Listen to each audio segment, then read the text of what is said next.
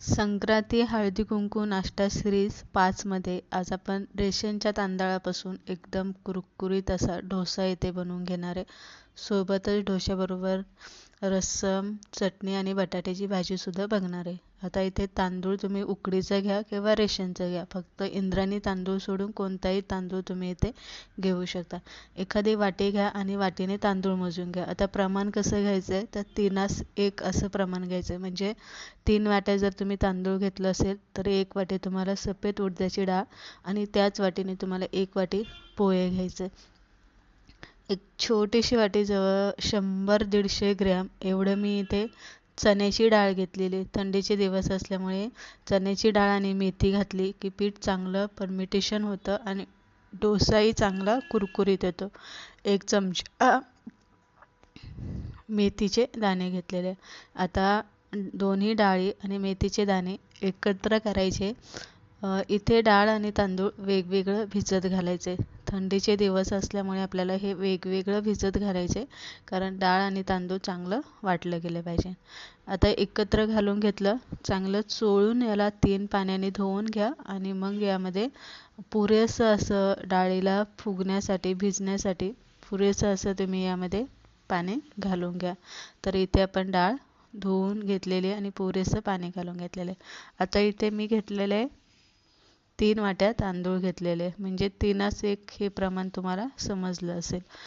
तांदूळसुद्धा चांगलं चोळून धुवा. रेशनचं तांदूळ थोडंसं काळपट असतं, त्यामुळे चांगलं धुवून घ्या 3 पाण्याने आणि मग त्यामध्ये पण पुरेसं एवढं पाणी घालून घ्या.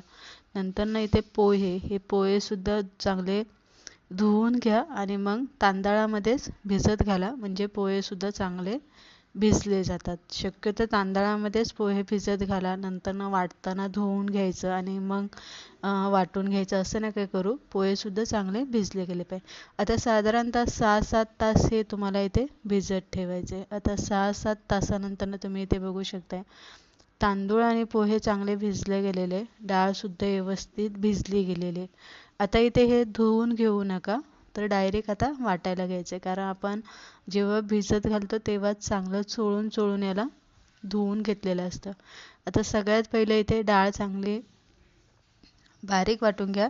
डाळ वाटताना आणि तांदूळ वाटताना तेच पाणी वापरायचे, जे डाळ तांदळाचं पाणी भिजवलेलं ते पाणी वापरायचं. डाळ वाटून झाली की मग तुम्हाला इथे पोहे आणि तांदूळ भिजत घातलं होतं ते वाटून घ्यायचे.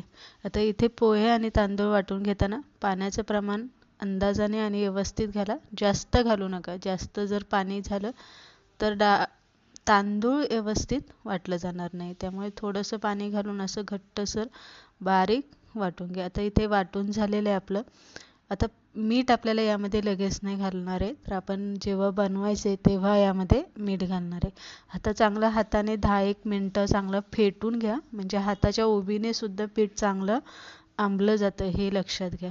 आणि झाकण ठेवून साधारणतः 12-13 तास तरी हे आंबवायला ठेवा. थंडीच्या दिवसात जरासा वेळ जास्त लागतो.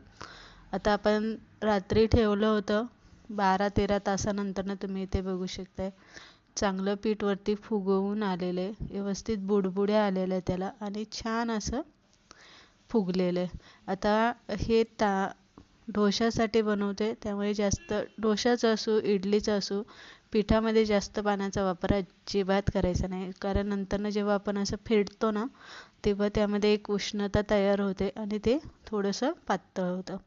आता मीठ घालून हलवून घेतलेले साईडला ठेवू. आता आपण बाकीची तयारी करू. सगळ्यात पहिलं आता आपण इथे रस्समचा मसाला बनवून घेऊया. आता 1 वाटी तुरीची डाळ घेतलेली, 1 वाटी चण्याची डाळ घेतलेली आणि 1 वाटी धने घेतलेले. रस्सममध्ये ना धने आणि काळी मिरीचा वापर थोडासा जास्तच केला जातो, हे लक्षात घ्या. 1 वाटी बडीशेप घेतलेली आहे, अर्धी वाटी बडीशेप घेतलेली आहे आणि 1 छोटी वाटी मी जिरं घेतलेले, 1 चमचा मेथीचे दाणे, बेडगी मिरची लागणार आहे आणि कढीपत्ता लागणार आहे. अर्धी वाटी इथे तुरीची डाळ स्वच्छ धुवून घ्या. हळद, हिंग, तेल आणि त्यामध्येच 3 टोमॅटो घालून शिजायला लावा, म्हणजे रस्समसाठी आपला थोडीशी डाळ शिजून घ्यायची. आता दोन्ही डाळी एकत्र करून चांगल्या अशा लालसर कलर येईपर्यंत वास सुटेपर्यंत सर्वात पहिला भाजून घ्या. डाळ भाजून झाल्या की मग यामध्ये धने घाला, काळी मिरी घाला, जिरी घाला, बडीशेप घाला, मेथीचे दाणे घाला आणि कढीपत्ता घाला. बेडगी मिरच्या 2-4 यामध्ये घाला आणि हे चांगलं भाजून घ्या. हा एवढासा मसाला रस्समसाठी आपण बनवून घेतोय. रस्समसाठी जरी तुम्ही हा मसाला बनवून ठेवला आणि फ्रीजमध्ये ठेवला तरी 2-1 महिने चांगला टिकतो. गॅस बंद करायचा आणि मग यामध्ये 1 चमचा मीठ घालून घ्यायचं, म्हणजे मीठसुद्धा चांगलं गरम होतं. गार झालं की मग मिक्सरला हे वाटून घ्यायचं आहे. आता वाटताना यामध्ये काय घालायचं आहे, अर्धा चमचा हळद घालून घ्या, 1 चमचा लाल तिखट घालून घ्या आणि अर्धा चमचा हिंग घालून घ्या आणि बारीक याची पावडर बनवून घ्या. तर इथे झाला आपला हा रस्सम मसाला बनवून तयार. रस्समसाठी आपण हा मसाला इथे बनवून घेतलेला आहे. तर हा तुम्ही एखाद्या काचेच्या बरणीत भरून ठेवला आणि फ्रीजमध्ये ठेवला तर आरामात 2 महिने तरी चांगला टिकतोय. तर इथे तुम्ही बघू शकता छान अशी याची पावडर तयार झालेली. किंवा तुम्ही हा भातावरती घालून सुद्धा खाऊ शकता. थोडंसं यामध्ये तिखटाचं प्रमाण वाढवायचं म्हणजे छान लागतो. तर रस्सम बनवून तयार झालेला आहे. आता आपली डाळ शिजते, कारण तुरीची डाळ शिजायला वेळ लागतोय कुकर गार व्हायला. तोपर्यंत आपण चटणी बनवून घेऊ. आता इथे काय घेतलेलं आहे, ओलं खोबरं, थोडंसं शेंगदाण्यावरची साल काढून घेतली, 1 चमचा फुटाणा डाळ घेतलेला आहे, 1 छोटासा कांदा मी यामध्ये घेतलेला आहे, आलं लसूण, हिरवी मिरची, अर्धा लिंबू, चवीप्रमाणे मीठ आणि 1 चमचा साखर. असं एवढं आपल्याला ही चटणी बनवण्यासाठी साहित्य इथे लागणार आहे. यामध्ये आता मिक्सरमध्ये घालून घ्या.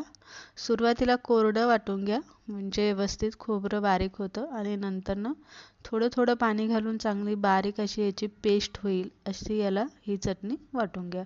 तर इथे बघू शकता छान असा पांढरा शुभ्र कलरसुद्धा आलेला आहे.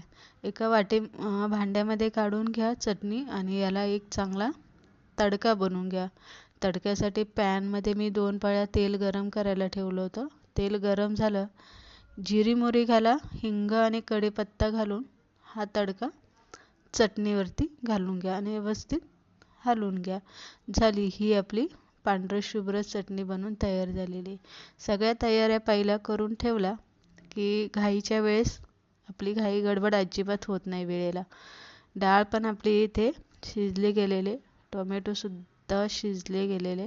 साईडला काढून घेऊ टोमॅटो आणि टोमॅटोवरची जी साल असते ना, ती साल इथे काढून घ्यायची आणि चांगली डाळ एखाद्या डाळ फेटणीने फेटून घ्या किंवा रवीने फेटून घ्या, म्हणजे डाळ पूर्ण मोडून घ्यायची. अगदी डाळीचा काहीच कणसुद्धा दिसला नाही पाहिजे, अशी बारीक फेटून घ्यायची आहे. नंतर टोमॅटोची साल काढून घ्या. गार झाला की मिक्सरला बारीक करून घ्या. तर यामध्ये थोडंसं आलं घाला आणि लसूण घाला आणि याची बारीक पेस्ट करून घ्या. म्हणजे नाही का, आलं आणि लसूण घातला की छान याची एक टेस्ट येते. पेस्ट झाली की ही डाळीमध्ये घालून घ्या. आता सांबर मसाला यामध्ये 4 चमचे मी घालून घेतलेले. आता किती लोकांसाठी बनवताय त्यानुसार तुम्हाला इथे सांबर मसाला वापरायचा आहे आणि व्यवस्थित हलवून घ्यायचं. अगोदरच का घातला, नंतर तेलात घातला की सांबर मसाल्याच्या गुठळ्या होऊ शकतात, म्हणूनच आपल्याला डाळीमध्येच ते व्यवस्थित हलवून घ्यायचं. आता इथे तेल घालून घेतलं, जिरी मोहरी घातली, कांदा थोडासा परतून घेतला, कांदा कढीपत्ता, हळद, लाल तिखट, हिंग घालून घेतलं आणि मग आपण डाळ यामध्ये घालून घेतलेले, मसाले वगैरे सगळं घातलेले. सगळ्यात शेवटी सांबर मसाला आपल्याला 2 चमचे घालून घ्यायचे. मीठ घालायचं चवीप्रमाणे, 2 चमचे चिंच गुळाची चटणी घाला आणि थोडासा गुळाचा खडा यामध्ये घालून घ्या आणि एकदा चांगली उकळी काढून घ्या. उकळी आली की गॅस बारीक करा. 10 मिनटं रस्सम असंच उकळता ठेवा. आता रस्सममध्ये मी भाज्या वगैरे काही घातलेल्या नाही आहे, एकदम प्लेन आहे असं, कारण मध्ये आधी असं काढायला नको म्हणून मी प्लेन आपलं रस्सम बनवून घेतलेलं, पण सांबारसारखीच त्याची टेस्ट लागते. आता बटाट्याची भाजी बनवून घेऊया आपण. बटाटे उकडून गार करून घ्या, म्हणजे भाजीला टेस्ट चांगली येते आणि भाजी जास्त ओली होत नाही. 2 पळ्या तेल घातलं, जिरी मोहरी घाला, 1 चमचा सफेद उडदाची डाळ, 1 चमचा चण्याची डाळ घालून तेलामध्ये परतून घ्या. त्यानंतर कांदा, कढीपत्ता घाला. कांदा व्यवस्थित आपल्याला मोकळा होईपर्यंत हलवून घ्या आणि नंतर यामध्ये हळद, हिंग घाला. चवीप्रमाणे यामध्ये मीठ घाला. 1 चमचा साखर घाला. आमचूर पावडर घाला. बारीक चिरलेली कोथिंबीर घाला. आता आमचूर पावडर तुमच्याकडे नसेल तर तुम्ही यामध्ये लिंबाचा रस घालू शकता किंवा 1 टोमॅटो पण घालून घ्या. आता उकडलेले बटाटे यामध्ये घालून घ्यायचे आणि असे फोडून घ्या पहिलं किंवा हाताने बारीक केले तरी चालेल.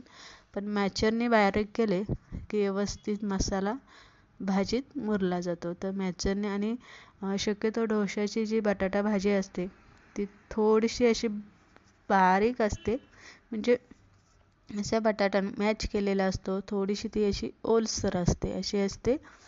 त्यानंतर व्यवस्थित हलवून घ्या आणि झाकण ठेवून 5-1 मिनिट वाफेवरती भाजी चांगली वाफवून घ्या, म्हणजे मसाल्याची चव जी असते ना ती बटाट्यात उतरते. तर ही झाली आपली इथे भाजी बनून तयार झालेली आहे. डोश्यासोबतची भाजी बनवलेली आहे, चटणी झालेली आहे, रस्सम झालेला आहे आणि पीठ तर पहिलंच परमिटेशन करून ठेवलेलं आहे. कोथिंबीर घालून घ्या, साईडला भाजी ठेवून द्या. आता भाजी साईडला ठेवून घेतली की आपल्याला डायरेक्ट काय करायचं आहे, डोसे बनवायला घ्यायचे. आता डोसे कधी बनवायचे तर तुम्ही जेव्हा बायका हळदी कुंकाला येईल तेव्हा पटापट 2 पॅन असेल तर अगदी चालता बोलता सुद्धा हे बनून होऊ शकतात. यानंतर आता आपण डोश्यामध्ये मीठ वगैरे सगळं घालून घेतलं होतं. परत एकदा चांगलं पळीने हलवून घ्या पीठ. पॅनला तेल लावून घ्या आणि व्यवस्थित डोसा पसरून घ्या. आता डोसाचं पीठ पॅनवरती पसरताना पॅन जास्त असा कडकडीत तापून नका घेऊ, तर नॉर्मल असंच तापून घ्या, म्हणजे पीठ व्यवस्थित पसरलं जातं आणि डोसा चांगला प्लेन कुरकुरीत येतो. तर आणि वर थोडंसं शेकला की वरनं तेल किंवा बटर तुम्ही लावू शकता. तर इथे बघू शकता छान कुरकुरीत असा आपला हा डोसा आलेला आहे. कलर पण छान मस्त प्लेन आलेला आहे. गरमागरम रस्सम आहे, गरमागरम बटाट्याची भाजी आहे आणि सफेद अशी पांढरं शुभ्र आपण इथे ओल्या खोबऱ्याची चटणी बनवून घेतलेली. अशा पद्धतीने तुम्ही जर नाश्ता बनवला तर हळदी कुंकाला आलेल्या बायकाही खुश होतील, घरातले खुश होतील, पाहुणे मंडळीसुद्धा नाश्ता बघून खुश होतील. रेसिपी आवडली लाईक शेअर नक्की करा. पुढच्या अशाच रेसिपी